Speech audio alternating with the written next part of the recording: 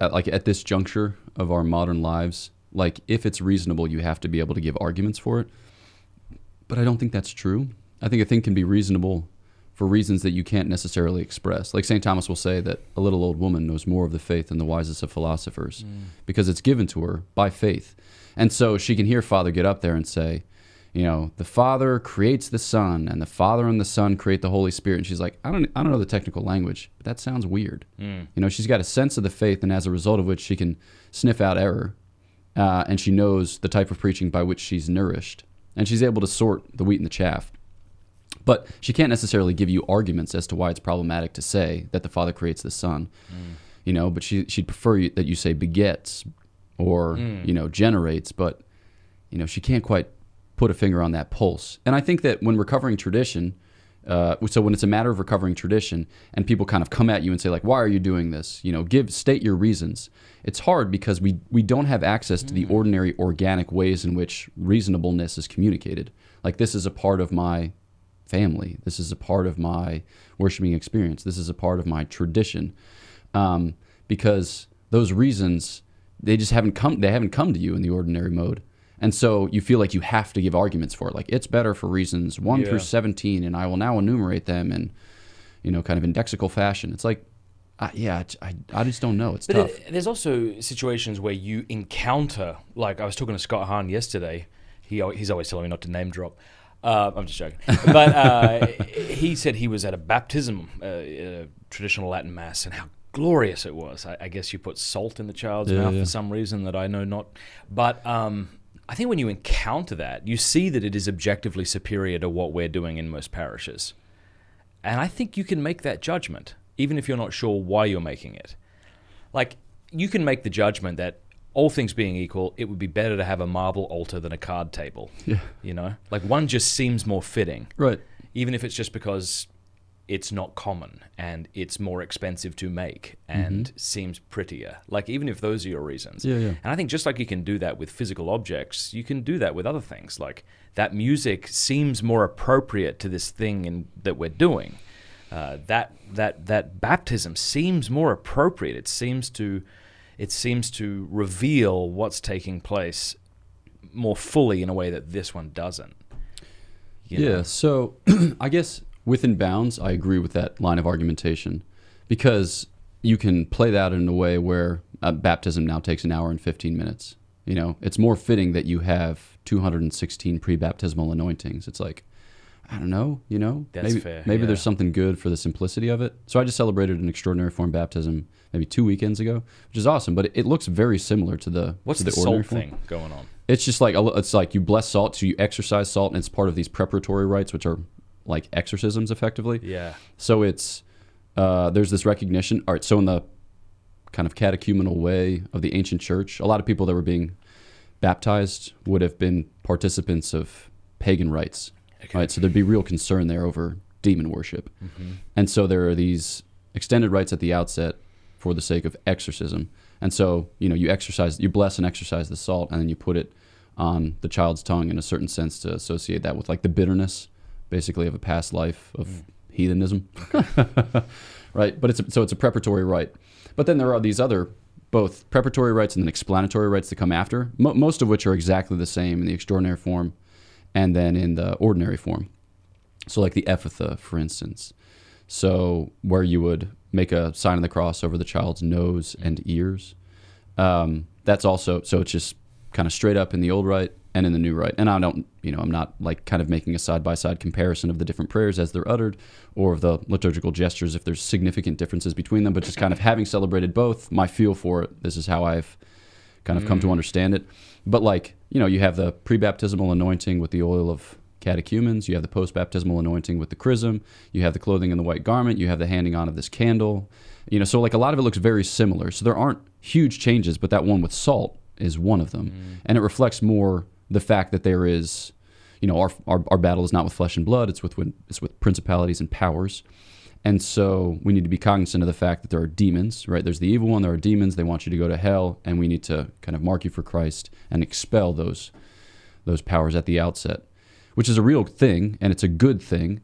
And I think that we can affirm that but I don't want to say, as a result of which, we should spend another 25 minutes doing these. That's a good point. Yeah. Because if your argument is it's more beautiful and more intricate, it's like, well, where does that end? Well, let's make it more beautiful and more intricate, baby. You have no idea how intricate this is about to be. Yeah, exactly. This is a 3-hour baptism. Don't you see how much more beautiful it is? Now, that's a fair point.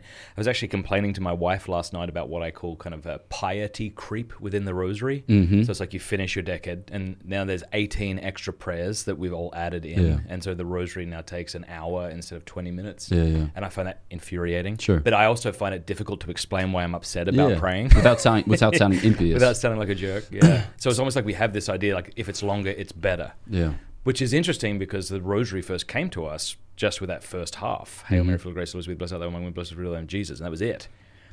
And have we talked about this before? This is one of my things. Yeah. I have like 5, so this is one of them. Like that's how people prayed the rosary till when? The Black Plague, I think that was the other half was added.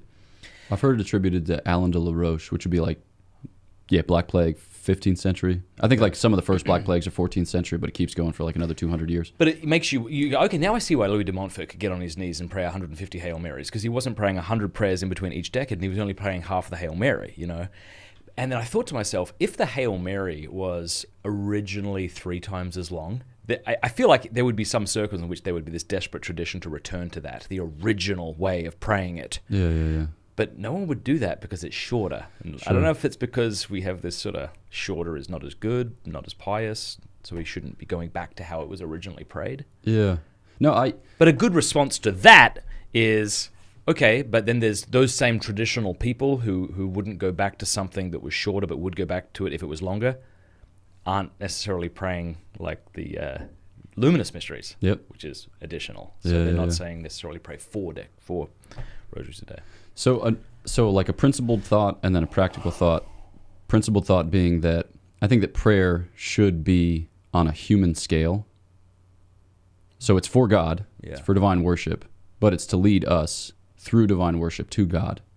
So St. Thomas will say, why the sacraments? Why do we have the sacraments as we have them? Specifically, why do we use physical things to communicate, spiritual realities? And he says that's how we learn, right? We go from the body. Well, basically, we go from experience of physical things to experience of spiritual things. Yeah, what's more known to us to what's less known. And then he talks about how it's humbling. We sinned by pride originally, so it's good that we be humbled, having to kind of stoop to pick up humble things in order to be exalted.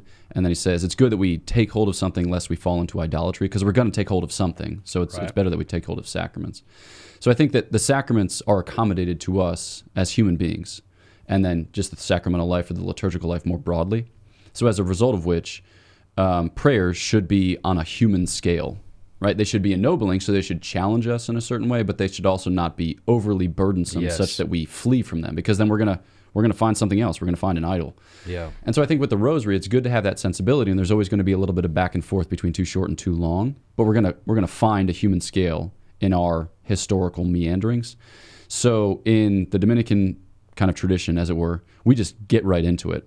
So, you typically pray the rosary, you say the Apostles' Creed, the Our Father, 3 Hail Marys, Glory be, and then you say other things. You start with first decade? Like we basically just start with a half of a Hail Mary, so the first half of the Hail Marys you just described, and then Lord open my lips, and then God come to my assistance, and then a Glory be, and then first decade. Okay. So you just launch. And at the end, we typically don't say the St. Michael prayer. Yeah. So we just end with I've the actually Hail Holy been Queen. making an effort to kind of like take out those extra prayers. Yeah. And partly because I have 4 kids that don't have an attention span. Yeah. So we'll just begin with the first decade.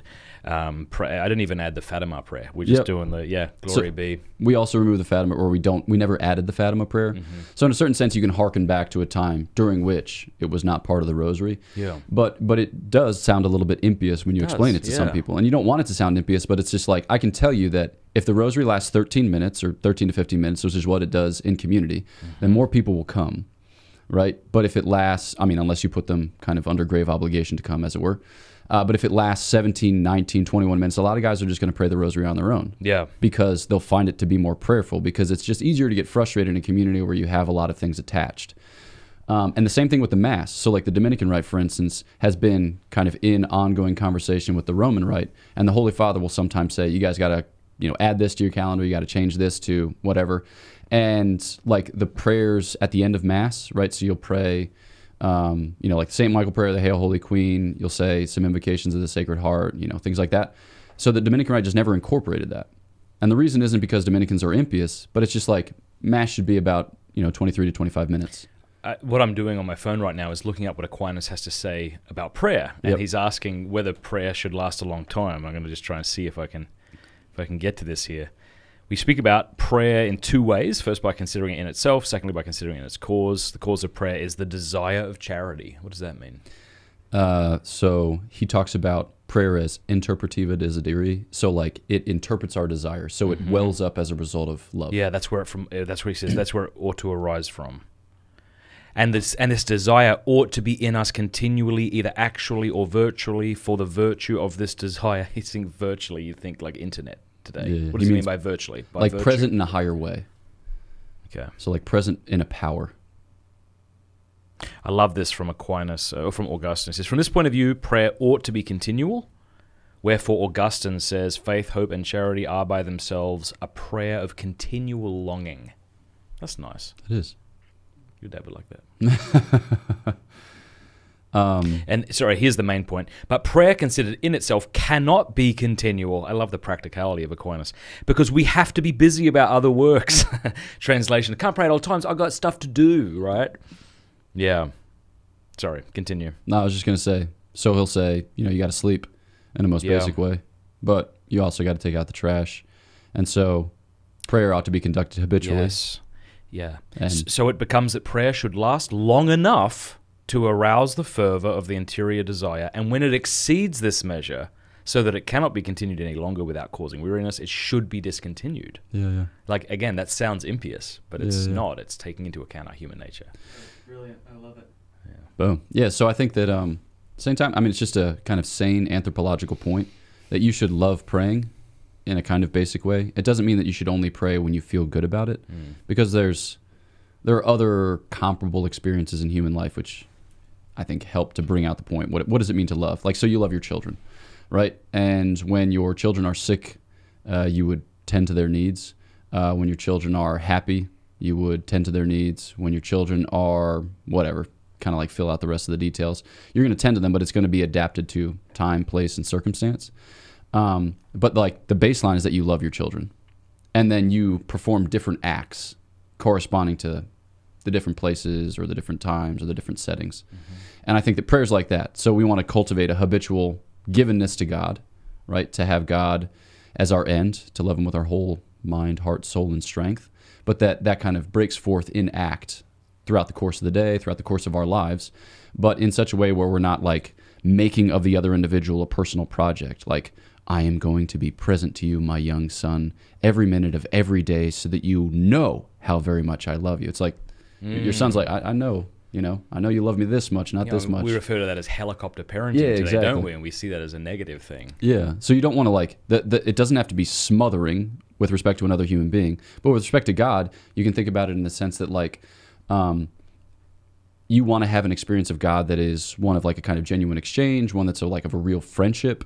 And if you're always motivated by anxiety, you're just going to associate your relationship with God as an anxiety-filled, somewhat traumatic experience of like boredom and tedium, which isn't good, right? So maybe, that kind of introducing that human analogy is helpful for saying you got the baseline, love, which is habitual, and then it breaks forth into these different acts. But the acts, they should continue as long as is necessary, as it were. Sweet. Thank you for watching this clip. You can click here to watch the full episode. And I want to say a big thanks to our sponsors and to our amazing patrons for making all of this possible. Please do us a favor before you go. Click that subscribe button and then the bell. And that way YouTube will be forced to let you know every time we put out a new episode.